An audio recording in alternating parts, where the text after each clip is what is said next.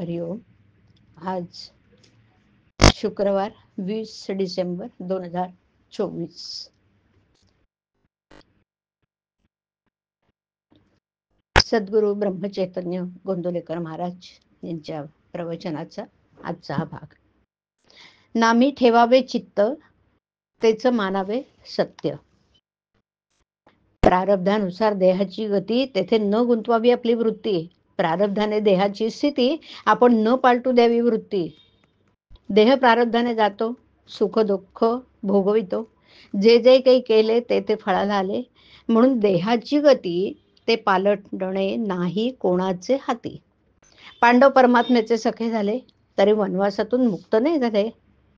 सुदामा भगवंताचा भक्त झाला, पण दरिद्र्यातच राहिला.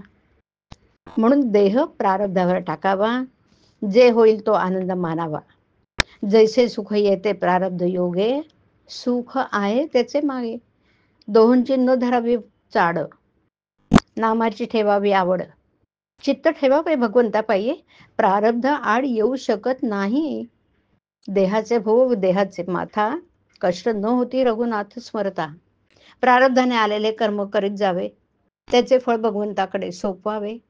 साधू संत देवादिक, हे प्रारब्धातून नाही सुटले देख. जीवनातील आघात प्रारब्धाचे अधीन, समाधान नसावे त्याचे वर अवलंबून. त्यात रामाचे स्मरण देईल समाधान. दुष्टाची संगती प्रारब्धाने जरी आली, तरी रामकृपेखाली ती दूर गेली.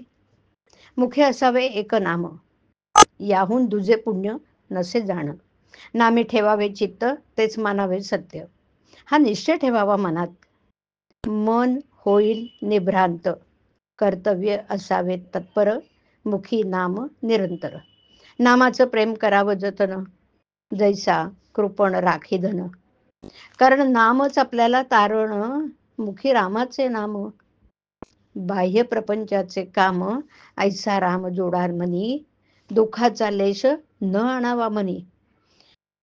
आजवर राहिला वासनेचा आधार, आता नामावर प्रेम ठेवा पुरेपूर. असती पुण्याच्या गाठी, तरच नाम येईल कंठी.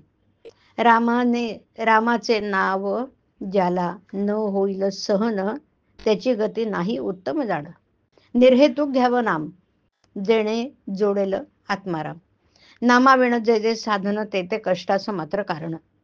देह जरी नाशिवंत, सांगितलेले नाम आहे सत्य. बुद्धी करावी स्थिर, नामी असावे प्रेम अनिवार्य.